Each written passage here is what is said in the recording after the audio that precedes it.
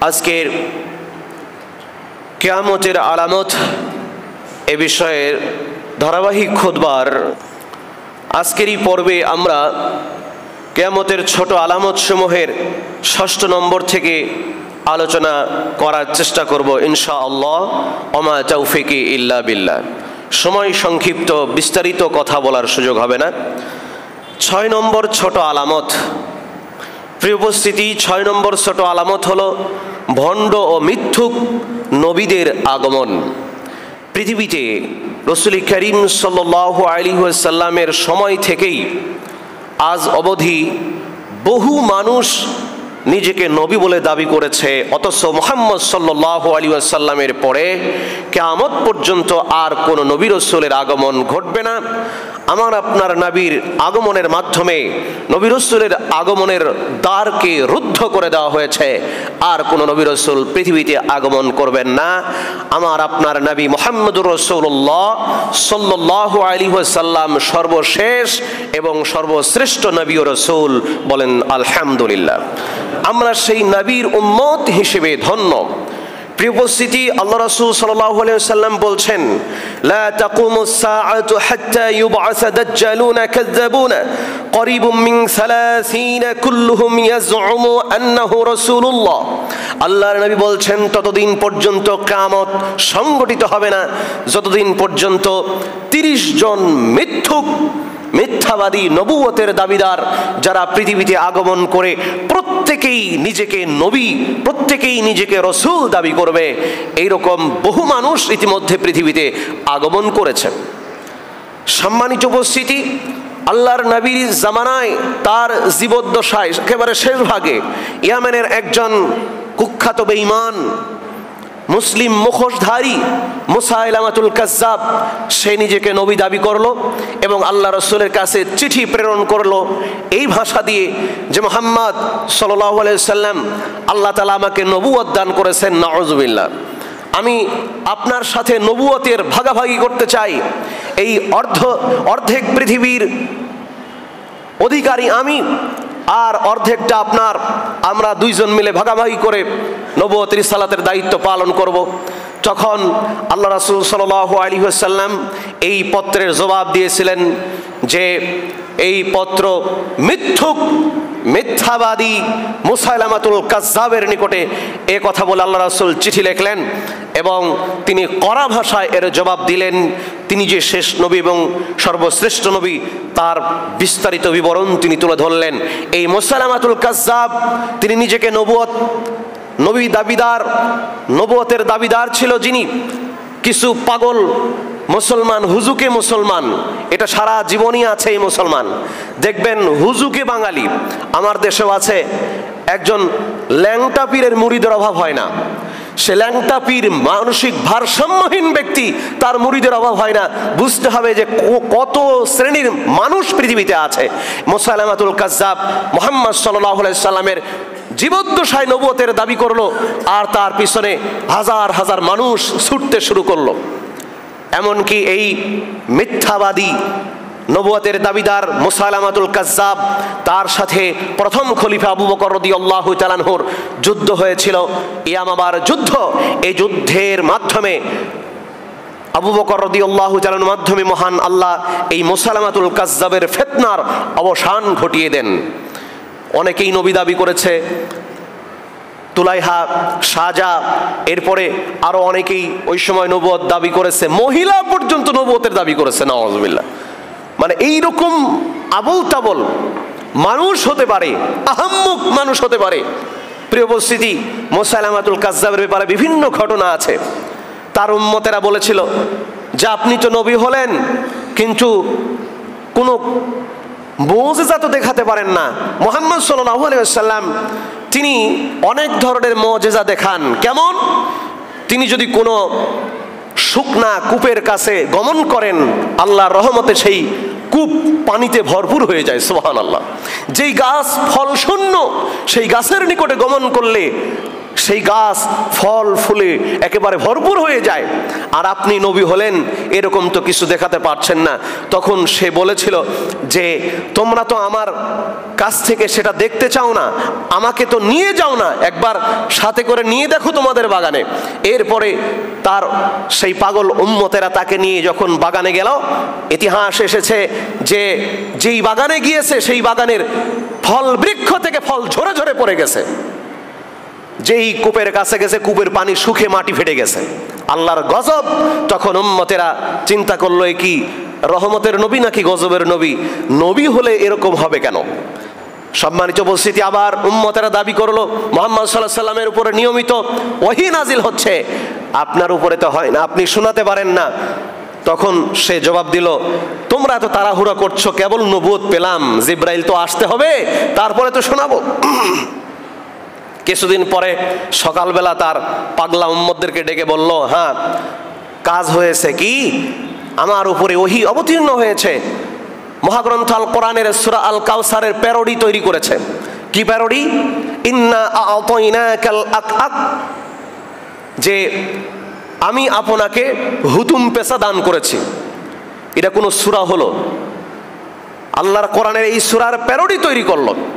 ফাসল্লি লিরাব্বিকা ওয়াজক, অতএব তুমি তোমার রবের উদ্দেশ্যে সালাত আদায় করো এবং চিৎকার করো। এই আবল তাবল কথা শোনালো, উম্মতের ভিতরে সন্দেহ জাগ্রত হলো। এরকম ভুলভাল কিছুদিন চলার পরে ওই যে আবু বকর রাদিয়াল্লাহু তাআলার খেলাফতকালে ইয়ামামার যুদ্ধে এই কুখ্যাত বেঈমান সহ এর দলবল ওই দিন পরাজিত হয়ে মুসাইলামাতুল কাজ্জাবের ফিতনা ওই দিন অবসান ঘটেছিল।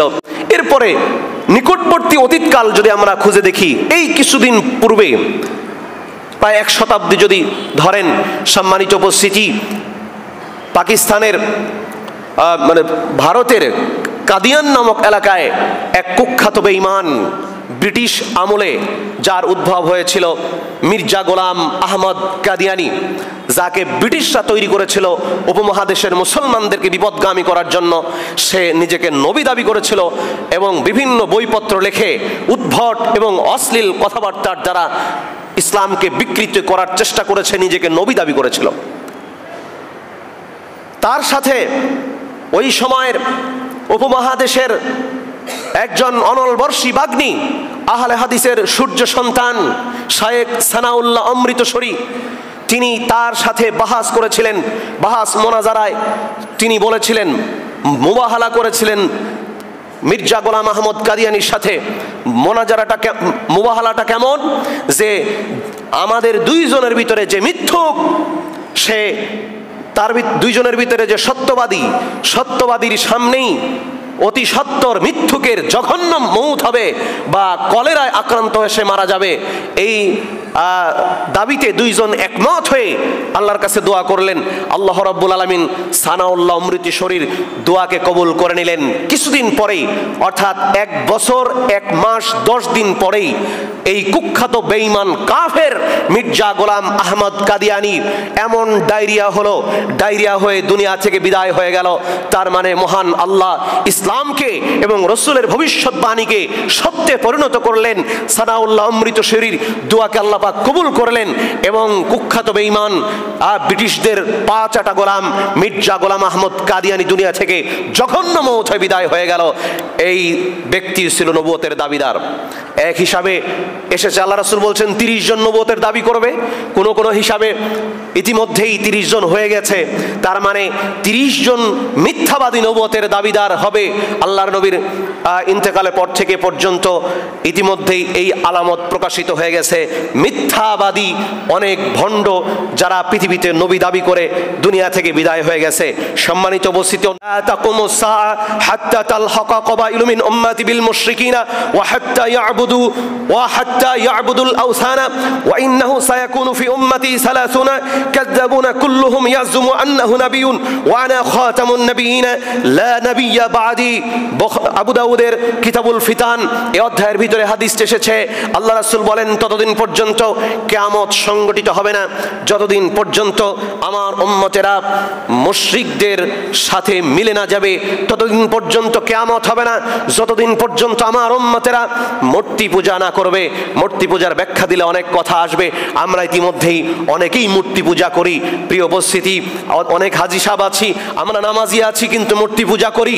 এই ধরনের মূর্তি পূজা থেকে দুনিয়ার লোভ লালসা, নেতৃত্বের মোহে পড়ে এই ধরনের শিরকি কর্মকাণ্ড এবং বিভিন্ন কনক্রিটের পিলারের পূজা, মূর্তির পূজা, ছবির পূজা থেকে আমাদেরকে বিরত থাকতে হবে। এটা কিয়ামতের আলামত ইতিমধ্যেই প্রকাশিত হয়ে গেছে।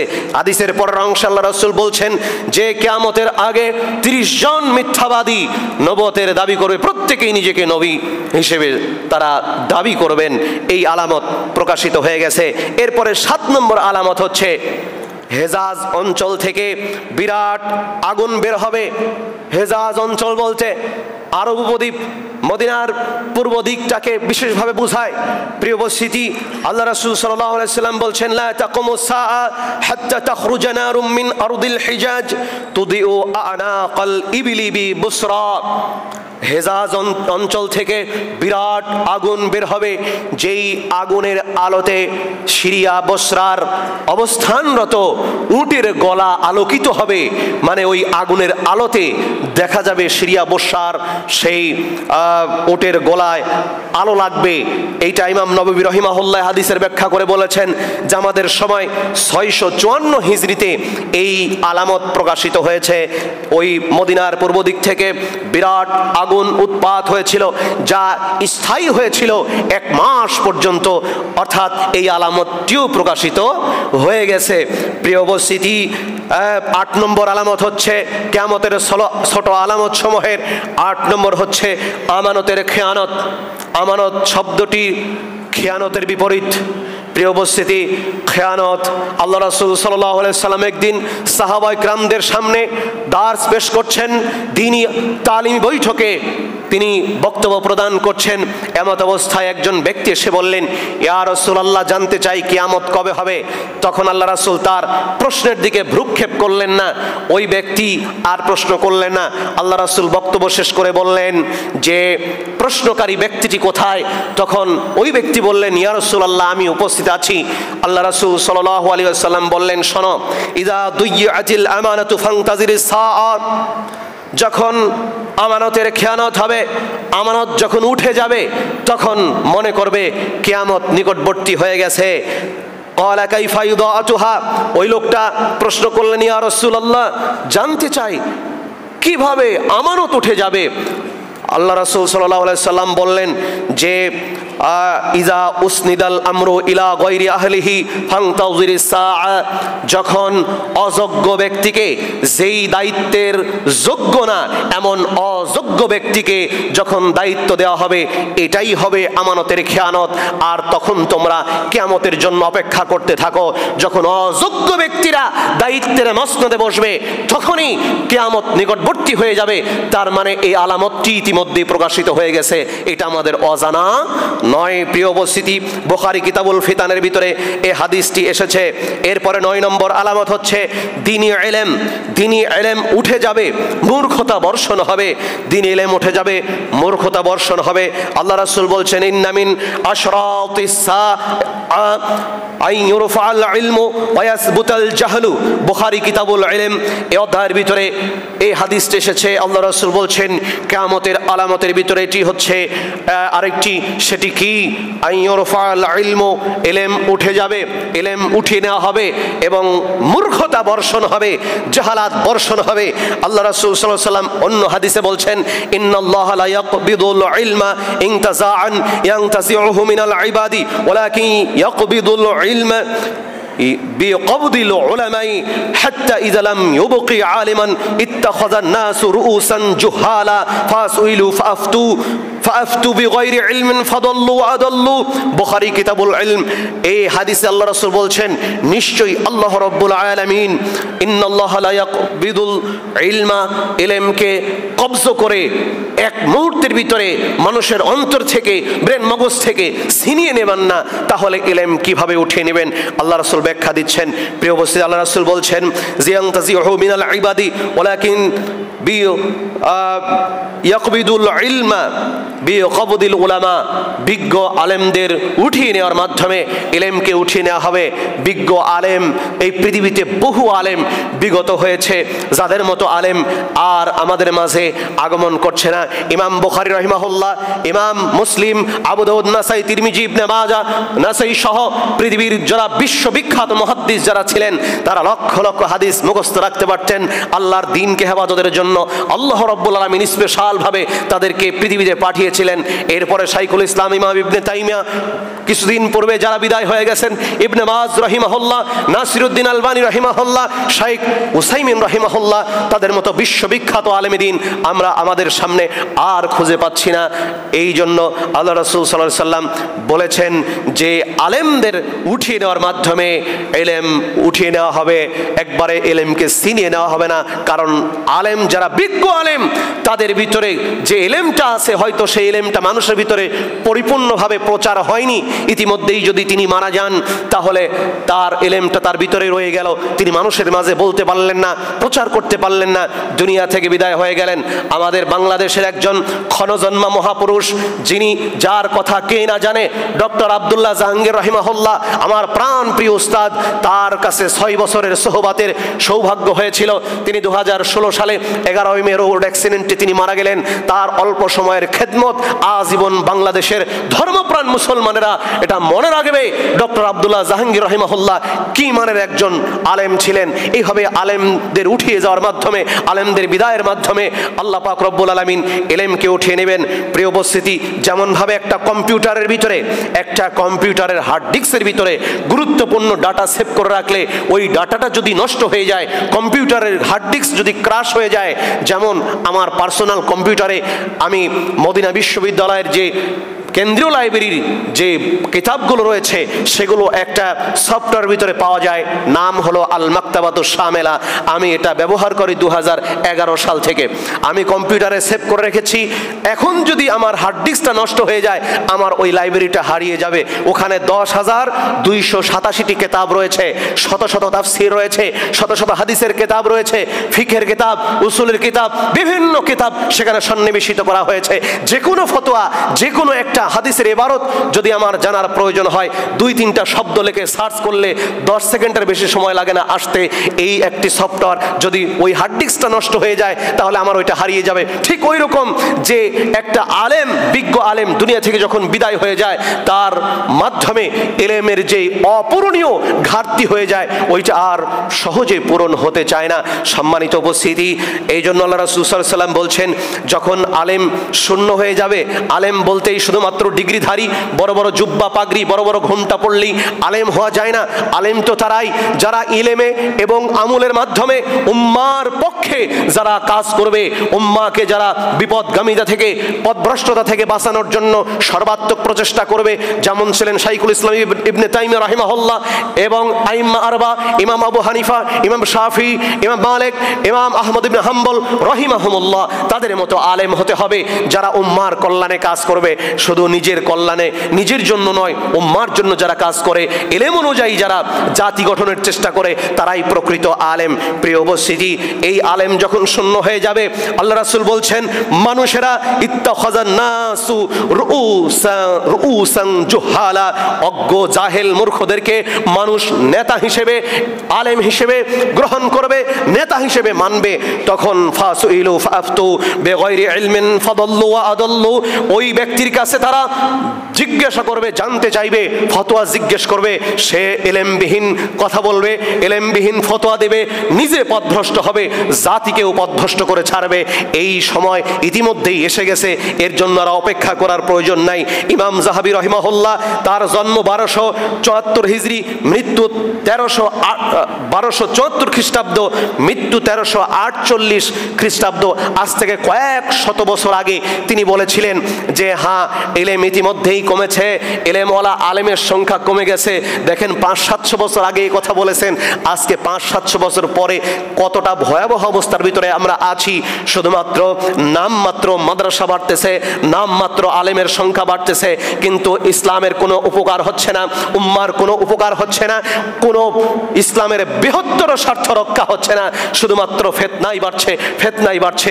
মহান রব এই সমস্ত ফিতনা থেকে মুসলিম উম্মাহকে হেফাজত করুন, বলেন আল্লাহুম্মা আমিন। প্রিয় উপস্থিতি, 10 নম্বর ছোট আলামত হচ্ছে জুলুম নির্যাতনকারীদের সংখ্যা বেড়ে যাবে। আল্লাহ রাসূল সাল্লাল্লাহু আলাইহি ওয়াসাল্লাম অসংখ্য হাদিসের ভিতরে বলেছেন যে মানুষ এমন একটা জামানা আসবে যখন মানুষ গরুর লেজের মতো লাঠি হাতে থাকবে, মানুষদেরকে শাসন করবে, শোষণ করবে, মানুষদের উপরে জুলুম নির্যাতন করবে। এই যুগের জন্য আর অপেক্ষা করতে হবে না, ইতিমধ্যেই এই মানুষের উপরে জুলুম নির্যাতন, নিরীহ মানুষের উপরে জুলুম নির্যাতনের যেই আলামত ইতিমধ্যেই প্রকাশিত হয়ে গেছে। কত মানুষ নির্যাতিত হয়, জানেই না তার অপরাধ কি। এমন একটা মোমেন্ট চলছে বিশ্বব্যাপী, এমন একটি যুগ চলছে বিশ্বব্যাপী। মহান রব আমাদেরকে হেফাজত করুন এবং আমাদেরকে ঈমান আমলের উপরে অটল থাকার তৌফিক দান করুন, আল্লাহুম্মা আমিন। প্রিয় উপস্থিতি, 11 নম্বর, জেনা ব্যভিচার বৃদ্ধি পাবে। এ কথা বলতে আর কি বলবো আপনাকে, জেনা ব্যভিচারের কি পরিমাণ সয়লাভ। আজকে পরিবার, সমাজ, রাষ্ট্র জেনা ব্যভিচারের অভয়ারণ্য এক জগতে পরিণত হয়েছে। পরিবারে জেনা, সমাজে জেনা, সারা দুনিয়াতে জেনা ব্যভিচার চলছে, গোপনে জেনা চলছে, প্রকাশ্যে জেনা চলছে। রাসূলুল্লাহ সাল্লাল্লাহু আলাইহি ওয়াসাল্লাম বলেন, ইন্না মিন আশরাতিস সাআ আন ইউরফাল ইলমু ওয়া ইয়াসবুতাল জাহলু ওয়া ইউশরাবুল খামরু ওয়া ইয়াজহারাজ জিনা। বুখারী কিতাবুল ইলম। আল্লাহর নবী বলছেন যে কিয়ামতের আলামত হচ্ছে ইলম উঠিয়ে নেওয়া হবে, মূর্খতা বর্ষণ হবে এবং মদ পান ব্যাপকভাবে ছড়িয়ে পড়বে এবং জেনা ব্যভিচার সয়লাভ হয়ে যাবে। জেনা ব্যভিচার যে কত রকম চলে, প্রিয় উপস্থিতি, আমরা অসচেতন। আমাদের ভিতরে চোখের জেনা, হাতের জেনা, কলবের জেনা, কত জেনা তো আছেই এবং সরাসরি ডাইরেক্ট ইনডাইরেক্ট জেনা চলছে, ব্যাখ্যা করতে সময় লাগবে। অতএব এর থেকে পরিত্রাণের জন্য, এর থেকে উত্তরণের জন্য আমাদেরকে সচেতন হতে হবে। আমাদের সন্তানগুলোকে, আমাদের তরুণ তরুণী যারা উঠতি বয়সের বাড়তি আবেগ নিয়ে চলছে, যাদের বয়স 13, 14, 15, 20, 22, যারা একেবারে নিজের ভবিষ্যৎ সম্পর্কে, ভালো মন্দ সম্পর্কে যাচাই বাছাই করার জ্ঞান বুদ্ধি তেমন হয়নি, পিতামাতা যারা আছেন তাদেরকে বলবো, আপনার সন্তানকে কন্ট্রোল করুন। আপনার সন্তান কোথায় যাচ্ছে, সন্ধ্যার পরে আপনার সন্তান কোথায় অবস্থান করছে, এর দেখার দায়িত্ব আপনার। আপনি একজন দায়িত্ববান পুরুষ হতে হবে, কারণ এই সন্তান আপনার জন্য ফিতনা, আপনার জন্য পরীক্ষা। মহান মালিক এই সন্তান আপনাকে দিয়ে পরীক্ষা করছেন, আপনি তাকে সঠিক পথে পরিচালিত করতে পারেন কি পারেন না। আপনার অবহেলার কারণে সে পাপ কাজে লিপ্ত হয় কিনা, সে অন্যায় কাজে ধাপিত হয় কিনা, এগুলো মহান রব আপনাকে সন্তান দিয়ে পরীক্ষা করেন। যদি পরীক্ষায় পাশ করতে পারেন, সন্তানকে সঠিক পথে মানুষ করতে পারেন, তাহলে পরীক্ষা পাশ করলেন, আল্লাহ পাক আপনাকে মুক্তি দেবেন। অতএব জেনা ব্যভিচার সম্পর্কে আর কি বলবো। আপনার সন্তান, আপনার মেয়ে, কন্যা সন্তান আপনি পড়তে দিয়েছেন এমন টিচারের কাছে, এক ঘরের ভিতরে, এক রুমের ভিতরে প্রাইভেট টিচার আপনার মেয়েকে পড়াচ্ছে, আর তৃতীয় কেউ নাই। মনে রাখবেন, একটা ছেলে একটা মেয়ে যখন এক ঘরের ভিতরে একাকী থাকে, তৃতীয় আরেকজন থাকে, তার নাম হলো শয়তান। শয়তান দুইজনের ভিতরে মিলমিট করে দেওয়ার জন্য প্রাণান্তকর প্রচেষ্টা করে। এই জন্য অবশ্যই কোনো মেয়েকে একাকী কোনো ঘরের ভিতরে প্রাইভেট টিচারের কাছে পড়তে দেবেন না। হয় কোচিং সেন্টার অথবা ব্যাস, যেখানে 5 জন 10 জন ছাত্রী পড়ছে সেখানে দেবেন। ছাত্র ছাত্রী একসাথে পড়াশোনা করছে, কোনো একটা সময় স্কুল টাইম ছাড়া, মাদ্রাসার টাইম ছাড়া কোনো একটা ঘরের ভিতরে প্রাইভেট পড়তে যাচ্ছে, সেখানে ছেলেও যাচ্ছে, মেয়েও যাচ্ছে, এমন প্রাইভেটের আপনার মেয়েকে দেবেন না। শুধু মেয়ে পড়ে কয়েকজন স্কুল টাইম বা মাদ্রাসা টাইম বাদে অন্য সময় সেরকম নিরাপদ সময় নিরাপদ পরিবেশ দেখে দিবেন। আপনি পিতামাতা হিসেবে আপনার দায়িত্ব কর্তব্য রয়েছে। এর আগে আমি অনেক কথা বলেছিলাম যে আপনার মেয়ে, আপনার যুবতী মেয়ে, সে কোথায় যাচ্ছে, কোথায় কিভাবে চলছে, আমরা এত অসচেতন, আমরা কোনো কিছু মাইন্ড করি না, একেবারে ফ্রি মাইন্ডে চলাফেরা করি। আমাদের মেয়েদেরকে বলি, মা যাও তোমার দুলাভাইয়ের সাথে একটু মার্কেটে যাও, ঘুরে আসো, একটু মোটরসাইকেলে যাও, ঘুরে আসো। কেন? দুলাভাই কি একেবারে মায়ের পেটের ভাই? মনে রাখবেন, দুলাভাইয়ের মোটরসাইকেলে কখনো কখনো আপনার মেয়েকে উঠতে দেবেন না। দুলাভাই কখনো আপন ভাই হতে পারে না। দেবরের মোটরসাইকেলে কখনো ভাবি উঠবে না, দেবর কখনো আপন ভাই হতে পারে না। অনেকে আবার আহাম্মকের মতো বলে থাকে যে ভাবি আমার মায়ের মতো, ও আরেকটা গুনাহ করলো। ভাবি কোনোদিন মা হয় না, আর দেবর কোনোদিন ভাই হয় না, আর শালিকা কোনোদিন বোন হয় না, দুলাভাই কোনোদিন ভাই হয় না। এটা মনে রাখতে হবে। বিড়ালের কাছে শুটকি মাছ যেমন নিরাপদ নয়, ঠিক তেমনি ভাবি দেবরের কাছে ভাবি নিরাপদ নয়, শালিকার কাছে দুলাভাইয়ের কাছে শালিকা নিরাপদ নয়। এগুলো বলতে গেলে বলবেন যে এত সংকীর্ণ মনা কথা বলছেন কেন হুজুর? বলছি ভাই এই জন্য সমাজের বাস্তব চিত্র এগুলো তুলে ধরছি। আজকে অধিকাংশ ছেলে মেয়েরা আজকে বিবাহের বয়স পৌঁছার আগেই নিজেদের সতীত্ব, নিজেদের চরিত্র, নিজেদের ক্যারেক্টার বরবাদ করে ফেলছে, নষ্ট করে ফেলছে। এগুলো সচেতন হওয়ার দায়িত্ব আপনাদের। আপনার সন্তান কোথায় যাচ্ছে, কিভাবে চলছে, এগুলো আপনারা সঠিকভাবে দায়িত্ব পালন না করলে সন্তানও বিপদগামী হবে, আপনাকেও জাহান্নামে ঢুকিয়ে ছাড়বে। এটা মনে রাখবেন। প্রিয় উপস্থিতি, 12 নম্বর আলামত হচ্ছে সুদখোরের সংখ্যা বেড়ে যাবে। এই আলামত মনে প্রকাশিত হয়নি নাকি?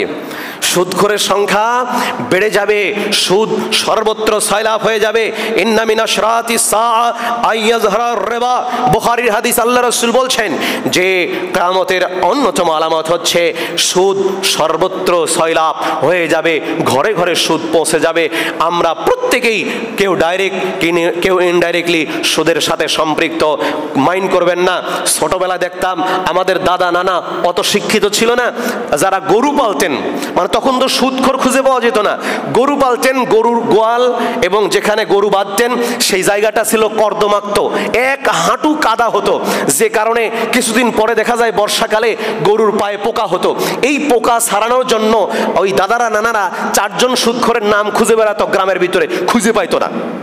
এটা আমি চাক্ষুষ প্রমাণ, আমি সাক্ষী, আমার দাদা নানারা এই কাজ করেছেন। 4 জন সুদখোর খুঁজে পায় না, ঘুরে ঘুরে বেড়ান, মানুষকে জিজ্ঞেস করেন কে সুদ খায়, কে সুদ খায়। কেন এই 4 জন নাম নেবে? এই 4 জন সুদখোরের নাম নাকি ওই গরুর ঠ্যাঙের সঙ্গে বেঁধে দিলে ওই পায়ের পোকা নেমে যাবে, ঘৃণা করে। নাউজুবিল্লাহ। যদিও কাজটা শিরিক, কিন্তু চিন্তা করেন, আমি সুদখোরদের ছোট করার জন্য বলছি না, বলছি এই জন্য ওই সময় সুদখোরের সংখ্যা এত কম ছিল, সুদখোরের নাম 4টা খুঁজে বেড়াতে হতো, 4 জন সুদখোর লাগবে। আর এখন তো ঘরে ঘরে সুদখোর। আল্লাহ রাসূল বলছেন কিয়ামতের আলামতের ভিতরে 12 নম্বর আলামত হচ্ছে সুদ সয়লাভ হয়ে যাবে। আমরা প্রত্যেকেই, কেউ ডাইরেক্ট কেউ ইনডাইরেক্টলি সুদের সাথে সম্পৃক্ত। মহাপাপ, মায়ের সঙ্গে জেনার পাপ, জানার পরেও আমরা সুদ খাচ্ছি। আমরা অর্থের ফিতনায় পড়েছি। গত জুমা আলোচনা বলেছিলাম যে সম্পদের ফিতনা, এই দেখেন সম্পদের ফিতনা আমরা পড়ে গেছি। আল্লাহ আমাদের ঈমানকে বাঁচাও। আমরা সম্পদের ফিতনায় পড়েছি, সম্পদের পরীক্ষায় আমরা ফেল করে গেছি। কিভাবে আমরা সম্পদের ফিতনায় পড়ে আমরা ধৈর্য ধারণ করতে পারিনি? আমরা সুদের সাথে সম্পৃক্ত। আমরা দুনিয়াতে একটু কামাই রোজগার করতে গিয়ে লোন নিতে হয়েছে, এনজিওর শরণাপন্ন হতে হয়েছে, আমরা সুদের অর্থ গ্রহণ করেছি। এই যে আমরা অর্থের ফিতনায় পড়ে গেছি। আল্লাহ রাসূল বলেছেন লিকুল্লি উম্মাতিন ফিতনাতান, সব উম্মতের এক একটা ফিতনা ছিল। আর ওয়ালি উম্মতি ফিতনাতুল মাল, আমার উম্মতের ফিতনা হলো সম্পদ, অর্থ সম্পদ। আমরা ফিতনায় পড়ে গেছি ভাই, আল্লাহর কাছে মাপ চাওয়া লাগবে, তওবা করা ছাড়া উপায় নাই। আমরা প্রত্যেকেই অর্থ সম্পদের ফিতনায় জর্জরিত। আমরা যারা সুদ খাচ্ছি, যারা হারাম ইনকাম করছি, হারাম পথে ব্যয় করছি, প্রত্যেকেই আমরা অর্থের ফিতনায় পড়ে গেছি। আল্লাহ তুমি তুমি আমাদেরকে বাঁচাও, এই ফিতনা থেকে আমাদের ঈমান আমলকে হেফাজত করো। আমি আর দুইটা শিরোনাম বলে শেষ করছি। 13 নম্বর, গান বাজনা গায়িকার সংখ্যা বেড়ে যাবে, এ কথার নতুন বক্তব্য দেওয়ার প্রয়োজন নাই। আজকে সর্বত্র গান।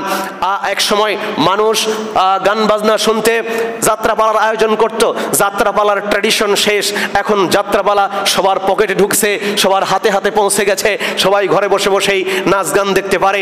নাচ গান গায়িকা নায়িকার সংখ্যা এত বাড়ছে, আর এটা দেখার জন্য দূরে কোথাও যাওয়া লাগে না, ঘরে বসে সার্চ করলে দেখা যায়।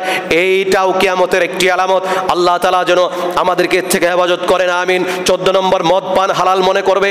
আজকে মদ পানকে আমরা লাইসেন্স দিয়ে বৈধ করার চেষ্টা করেছি। সর্বত্র সারা পৃথিবীতে মানুষ মদের ব্যবসা করছে, লাইসেন্স নিয়ে, লাইসেন্স গ্রহণ করে, লাইসেন্স আছে যার, সে মদের ব্যবসা করবে, প্রশাসন তাকে কিছু বলবে না। প্রিয় উপস্থিতি, আজকে মানুষ মদের ব্যবসাকে বৈধতা দেওয়ার কে? মহান মালিক যেটা হারাম করেছেন, পৃথিবীর মানুষ যদি সেটাকে বৈধ করে তাহলে ও বেঈমান, ও তওবা করে কালিমা পড়ে মুসলমান হতে হবে। অতএব আমাদেরকে সাবধান সতর্ক হতে হবে। মদ পান হারাম, মদের ব্যবসা হারাম, এর সাথে সম্পৃক্ত সংশ্লিষ্ট সব ব্যক্তির ইনকাম হারাম। এর থেকে আমাদেরকে পরিত্রাণের পথ খুঁজতে হবে। 15 নম্বর, মসজিদ নিয়ে লোকেরা গর্ব করবে। আল্লাহ রাসূল বলেন, লা তাকুমুস সাআ হাত্তা ইয়াতাবাহা আন-নাসু ফিল মাসাজিদ। কিয়ামত ততদিন পর্যন্ত হবে না যতদিন পর্যন্ত মানুষেরা মসজিদ নিয়ে গর্ব না করবে, বলবে আমাদের পাড়ার মসজিদটা সুন্দর বেশি, আমাদের মেহরাবটা বেশি ভালো, আমাদের মসজিদ এত সুন্দর। মসজিদ নিয়ে গর্ব করবে ঠিকই, কিন্তু মুসল্লি শূন্য হবে। মসজিদ হবে চাকচিক্য, টাইলস হবে, এসি ফিটিং হবে, কত রকমের দর্শনীয় স্থানে পরিণত হবে, কিন্তু সালাত আদায় করার মতো, আবাদ করার মতো লোক খুঁজে পাওয়া যাবে না। আজকে সেটাও প্রকাশিত হয়ে গেছে। প্রিয় উপস্থিতি, আজকে এই 15 নম্বর কিয়ামতের আলামত পর্যন্ত আলোচনা এখানে রেখে দিচ্ছি। আগামী পর্বে পরবর্তী 16 নম্বর থেকে আলোচনা করার চেষ্টা করব ইনশাআল্লাহ। আমা তাওফিক ইল্লা বিল্লাহ। পরিশেষে মহান রবের দরবারে এটাই প্রার্থনা জানাই, আল্লাহ তুমি আমাদেরকে এই আলামতগুলো জেনে মনে রেখে এর থেকে শিক্ষা গ্রহণ করে করণীয় বর্জনীয় নির্ধারণ করে আমাদেরকে ভবিষ্যৎ পথ চলার সুযোগ, তৌফিক ও সৌভাগ্য দান করো। আল্লাহুম্মা আমিন।